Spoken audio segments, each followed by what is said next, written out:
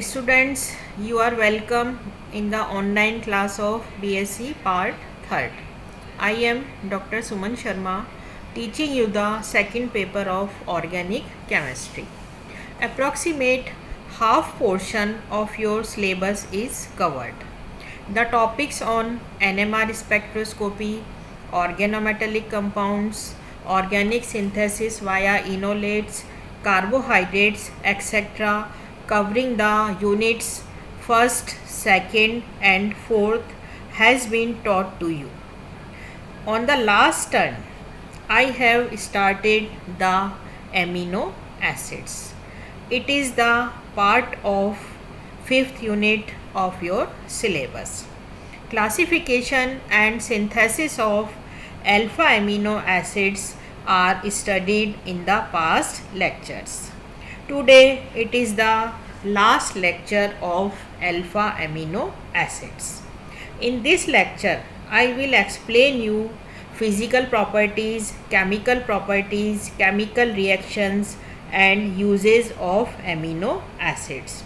So we learn about these properties one by one. Okay, let us start the topic reactions of amino acids. Reactions of amino acids. Amino acids contain two functional groups, amine and carboxylic acids, right? So amino acids undergo the reactions characteristic of those functional groups, right? First is amine and second is carboxylic acid, right? The most important reactions are where as amino acid chemistry is concerned are the reactions that are utilized in the formation of peptides and proteins, right? The reaction with ninhydrine is used as a visual indicator as there is a color change. Primary amines give a blue and purple product, right? It is the basic chemical reactions of amino acids. ठीक है, amino acids के अंदर दो groups present होते हैं, amine and carboxylic acid.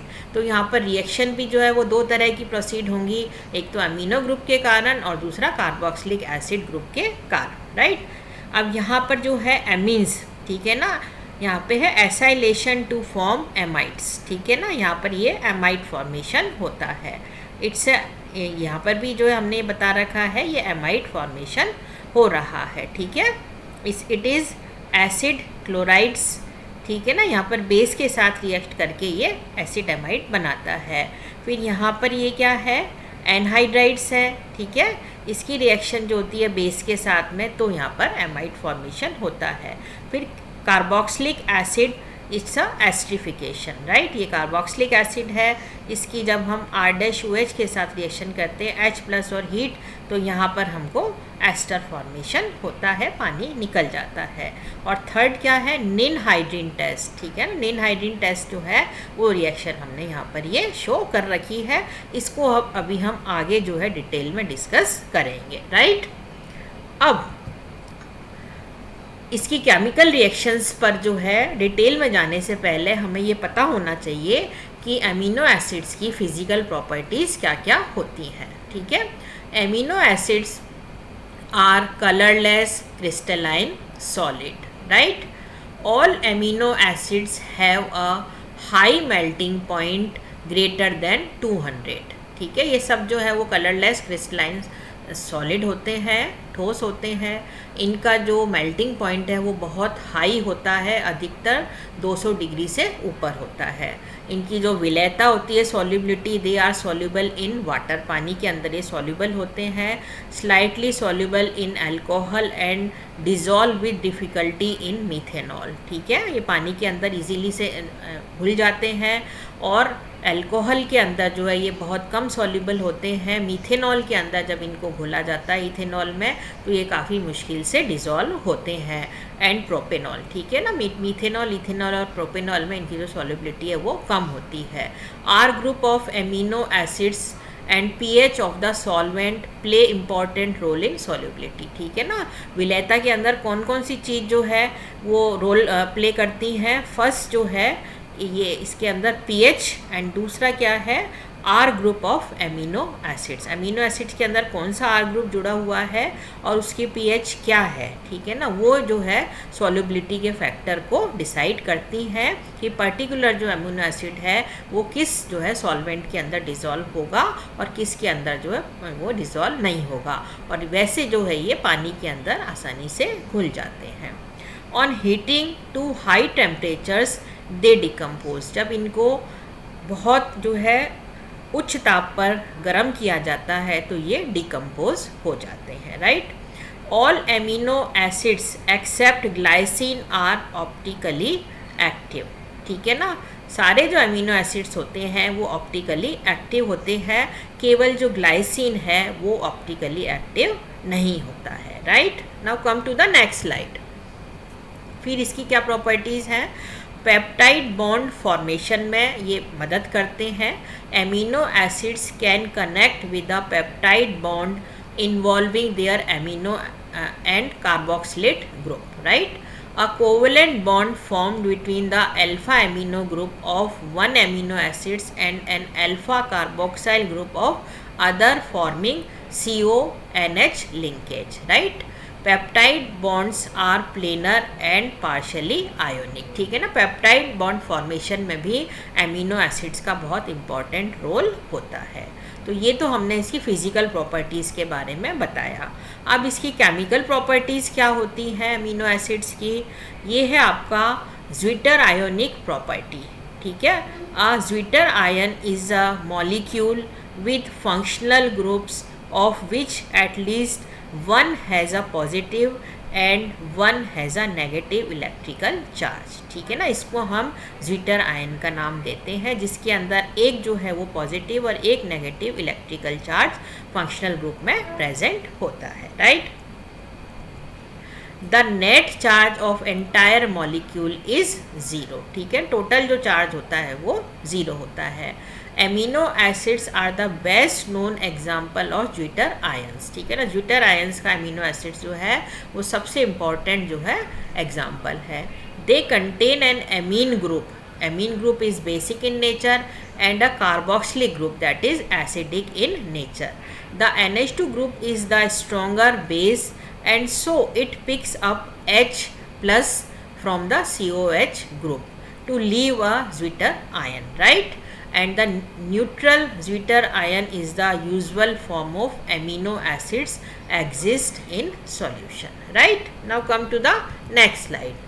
फिर second क्या इसकी केमिकल प्रॉपर्टीज़ है, एम्फोटेरिक प्रॉपर्टी। ठीक है, एम्फोटेरिक प्रॉपर्टी ये शो करते हैं क्योंकि अमीनो ग्रुप्स तो क्या है, बेसिक है, और जो COH ग्रुप है they are acidic in nature, तो इनकी जो ओवरऑल प्रॉपर्टी है that is amphoteric. Amphoteric acids are amphoteric in nature, amino acids are amphoteric in nature that in they act as both acids and base since due to the amine and carboxylic group present, right?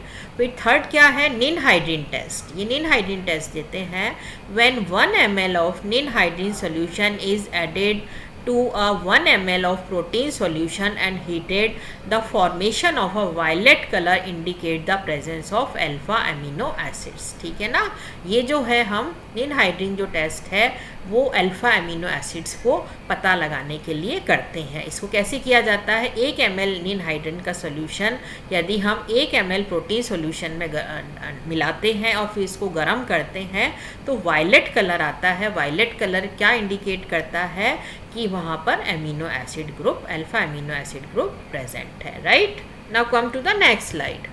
फिर आता है ज़ेंथोप्रोटिक test. ठीक है, ज़ेंथोप्रोटिक test भी जो है amino acid का पता लगाने के लिए किया जाता है। The xanthoproteic test is performed for the detection of aromatic amino acids. ठीक है, इसको एरोमेटिक एमिनो एसिड्स का पता लगाने के लिए काम में लिया जाता है। ये कौन कौन से होते हैं, tyrosine, tryptophan and phenyl alanine in a protein solution. ठीक है, the nitration of benzoid radicals present in the amino acid chain occurs due to the reaction with nitric acid, right, giving the solution of yellow colouration. ठीक है ना, इस जो है test के अंदर हमको येलो कलर का सॉल्यूशन मिलता है। It confirms the presence of alpha amino acids. ठीक है, फिर है रिएक्शन विद सेंजर्स रिएजेंट। ठीक है ना, जब इसकी सेंजर्स रिएजेंट के साथ रिएक्शन की जाती है तो भी हमको अल्फा एमिनो एसिड्स का पता लगता है। सेंजर्स रिएजेंट क्या है? ये 1,4,2,4-डाइनाइट्रोबेंजीन react with a free amino group in the peptide chain in a mild alkyne medium under cold conditions, right। फिर है आपका reaction with nitrous acid. Nitrous acid के साथ रिएक्शन पर nitrous acid reacts with the amino group to liberate nitrogen and form the corresponding hydroxyls. ये जो सारी reactions, ये जो सारी जो प्रॉपर्टीज़ हैं, these are the chemical properties of alpha amino acids. ठीक है, अब हम केमिकल जो रिएक्शंस होती हैं एमिनो एसिड्स की उसको डिस्कस करेंगे। रिएक्शंस ऑफ एमिनो एसिड्स, ठीक है ना, 4 तरह की जो है रिएक्शंस एमिनो एसिड्स के अंदर पॉसिबल हैं। फर्स्ट क्या है? Reactions due to amino group. ठीक है, पहली तो एमिनो ग्रुप के कारण रिएक्शन होती है। दूसरी है reactions due to carboxyl group. दूसरी क्या है? कार्बोक्साइल ग्रुप्स के कारण रिएक्शन होती हैं। थर्ड है reactions due to both amino and carboxyl group. यदि दोनों ग्रुप प्रेजेंट हैं तो उसकी रिएक्शंस होती हैं। और फोर्थ क्या है? Reaction due to side chain. Side chain की वजह से जो रिएक्शन होती है वो चौथी तरह की रिएक्शन। ठीक है, फोर्थ टाइप की रिएक्शन क्या है? Reaction due to side chain reaction. अब हम इसको 1 बाय 1 डिस्कस करेंगे। पहले क्या है? Reaction due to amino group. Amino group के कारण कौन कौन सी रिएक्शन पॉसिबल है? फर्स्ट है ऑक्सीडेटिव डीएमिनेशन। ठीक है, इसमें क्या होता है? An amino group is removed and corresponding alpha keto acid is formed. ठीक है, जब यहाँ पर जो ऑक्सीडेटिव डीएमिनेशन होता है तो इसमें जो है एमिनो ग्रुप तो रिमूव हो जाता है और अल्फा कीटो एसिड बनता है। यहाँ पर ये हमने इसको रिएक्शन देकर बता रखा है। Alpha keto acid produces is either converted to glucose और कीटोन बॉडीज और इट्स कम्प्लीटली ऑक्सीडाइज्ड, राइट। ये यहाँ पर हमने बता रखा है। एमिनो एसिड से इमिनो एसिड बना और फाइनली कीटो एसिड का फॉर्मेशन होता है, राइट। फिर है दूसरा ट्रांस एमिनेशन। ट्रांस एमिनेशन के अंदर क्या होता है? Transfer of an alpha amino group from an amino acid to a alpha keto acid to form a new amino group amino acid and a corresponding keto acid. ठीक है ना, trans ammunition के अंदर क्या है कि अल्फा एमिनो ग्रुप का transfer होता है एमिनो एसिड्स के अंदर और फिर वो जो है फर्दर अल्फा कीटो एसिड जो है उससे हमको नया एमिनो एसिड मिलता है और वो किसके करस्पॉन्डिंग होता है? कीटो एसिड के, राइट। ये है ट्रांस एमिनेशन। यहाँ पर ये है एमिनो एसिड्स, यहाँ से हमको कीटो एसिड, ठीक है ना। अमीनो एसिड और कीटो एसिड की जब रिएक्शन होती है ये रिवर्सिबल रिएक्शन है और फाइनली हमको कीटो एसिड्स का जो है फॉर्मेशन होता है। ठीक है, ये ट्रांस एमिनेशन है। फिर थर्ड क्या है? Formation of carb amino compound. ठीक है, CO2 binds to a alpha amino acids on the globin chain of hemoglobin to form carb amino hemoglobin, right। Second क्या है? The reaction takes place at alkaline pH and serves as the mechanism for the transfer of carbon dioxide from the tissue to the lungs by hemoglobin।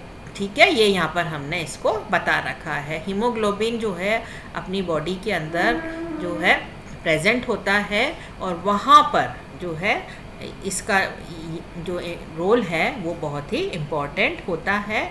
ये हमने बता रखा है कि formation of carb amino compound किस तरह से जो है ये रिएक्शन प्रोसीड होती है। यहाँ पर क्या है?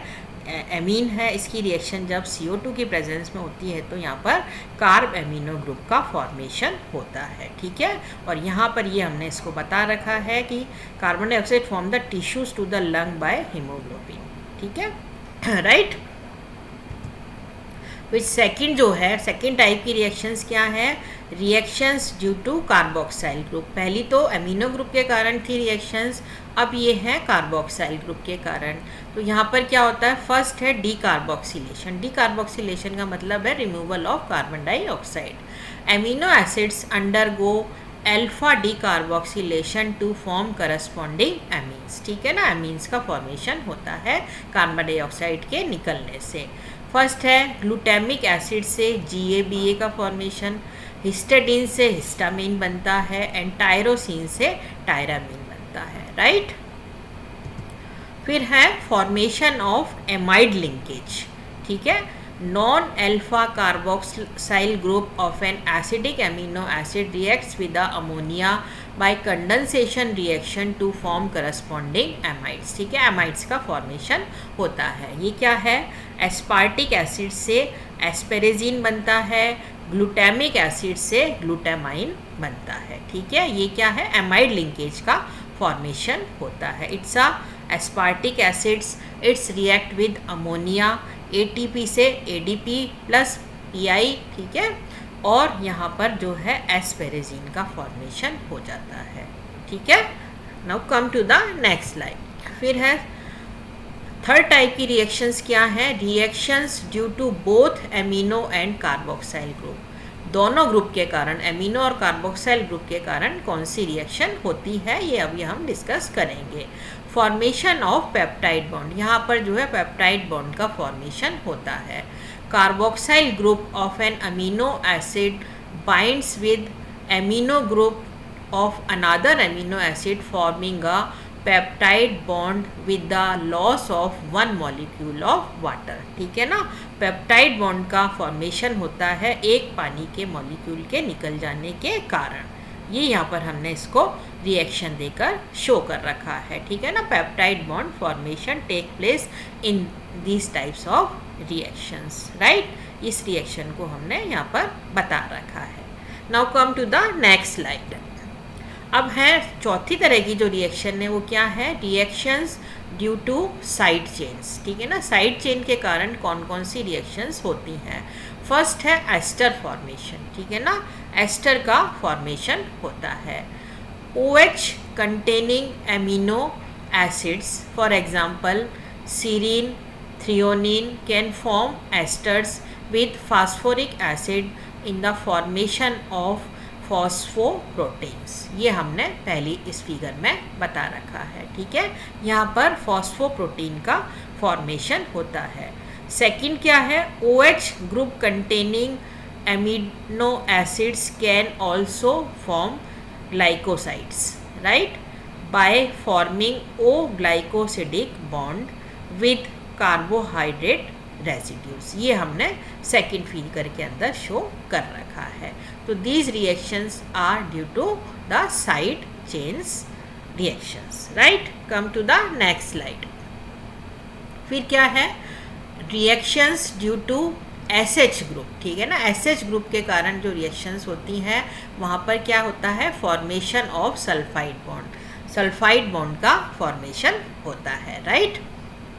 तो इसमें क्या है, cysteine has a sulphydryl group. SH group cysteine के अंदर प्रेजेंट होता है and can form a disulphide, ठीक है ना। इससे डाइसल्फाइड फॉर्म हो जाता है। Disulphide bond with another cysteine residue, ये हमने इसको शो कर रखा है इस रिएक्शन के अंदर, right. The dimer is called cysteine, ठीक है। ये जो है इसका जो डाइमर होता है उसको हम सिस्टीन कहते हैं, राइट। ये हमने यहाँ पर बता रखी है। इट्स अ सिस्टीन ऑक्सीडेशन, है ना। ये सिस्टीन है, ऑक्सीडेशन रिडक्शन, यहाँ पर क्या होता है आपका सिस्टीन फॉर्मेशन, ठीक है, हो जाता है। ये डाइसल यानी कहने मतलब पॉलीमर्स जो है वो ये जो है वो डाइमर फॉर्म हो जाता है। 2 मॉलिक्यूल ऑफ सिस्टीन के जुड़ जाते हैं तो यहाँ पर ये डाइमर फॉर्मेशन हो जाता है थ्रू सल्फर बॉन्ड, ठीक है ना। यहाँ पर जो है ये बॉन्ड फॉर्मेशन हो जाता है और यहाँ पर दो मॉलिक्यूल ऑफ सिस्टीन के जुड़ जाते हैं और डाइमर का फॉर्मेशन हो जाता है, ठीक है। फिर फॉर्मेशन ऑफ डाइसल्फाइड बॉन्ड, ठीक है, डाइसल्फाइड बॉन्ड का भी फॉर्मेशन होता है। Two cysteine residue can connect to polypeptide chains by the formation of interchain disulphide chains, ठीक है। यहाँ पर जो है पॉलीपेप्टाइड चेन्स के थ्रू जो है डाइसल्फाइड का फॉर्मेशन होता है, ठीक है। इट्स प्रोटीन, इट्स रिड्यूस्ड, ठीक है ना, फ्री थायोल ग्रुप्स, यहाँ पर प्रोटीन्स ऑक्सीडाइज्ड, ठीक है, डाइसल्फाइड एंड प्रोटीन्स, तो यहाँ पर डाइसल्फाइड बॉन्ड का फॉर्मेशन हो जाता है, right. Come to the next slide. फिर है आपका transmethylation. The methyl group of methionine can be transferred after activation to an acceptor for the formation of important biological compounds, ये हमने यहाँ पर बता रखा है। For example, conversion of norepinephrine to epinephrine by S-adenosyl methionine, it's a active form of methionine, ठीक है। ये हमने यहाँ पर इसको रिएक्शन को समझा रखा है। It's a process of transmethylation, right. Come to the next slide, ठीक है। अभी हमने यहाँ पर जो है स्ट्रक्चर ऑफ एमिनो एसिड, ठीक है, इसको हम एक बार डिस्कस कर लेते हैं, जो कि हमने स्टार्टिंग में भी बताया था, ठीक है। क्या है स्ट्रक्चर एमिनो एसिड्स का, ये हमने एमिनो एसिड का स्ट्रक्चर बता रखा है। All 20 of the common amino acids are alpha amino acids, ठीक है ना। अल्फा एमिनो एसिड्स जो है कहलाते हैं ये जो 20 कॉमन एमिनो एसिड्स हैं। They contain a carboxyl group and an amino group, ठीक है, कार्बोक्साइल ग्रुप और अमीनो ग्रुप इसमें प्रेजेंट होता है, and a side chain R group, ठीक है ना, ये आर ग्रुप है इसमें। All attach to the alpha carbon, ये सब अल्फा पोजीशन पर जुड़े रहते हैं, इसलिए हम इनको अल्फा एमिनो एसिड्स का नाम देते हैं। It's the structure of amino acid, ठीक है। It is a amino group, it is R group, ये वेरिएंट होता है, it is hydrogen and it is carboxyl group, right. It is the total structure of amino acids, right. फिर क्या है, exceptions कौन कौन से हैं इसके अंदर। Glycine which does not have a side chain, ठीक है, ग्लाइसिन के अंदर साइड चेन नहीं होती है। It's a carbon contain 2 hydrogens, right. फिर proline in which the nitrogen is part of a ring, ठीक है, प्रोलीन के अंदर क्या होता है, नाइट्रोजन जो है वो रिंग का ही पार्ट होता है। ये सब एक्सेप्शंस हैं। दस each amino acid has an amine group at one and N acid group at the other and a distinctive side chain, right. The backbone is the same for all amino acids while the side chain differs from one amino acid to the next, right. All of the 20 amino acids except glycine are of the L configuration. As for all but one amino acids, the alpha carbon is an asymmetric carbon because glycine does not contain an asymmetric carbon atom and it is not optically active and thus it is neither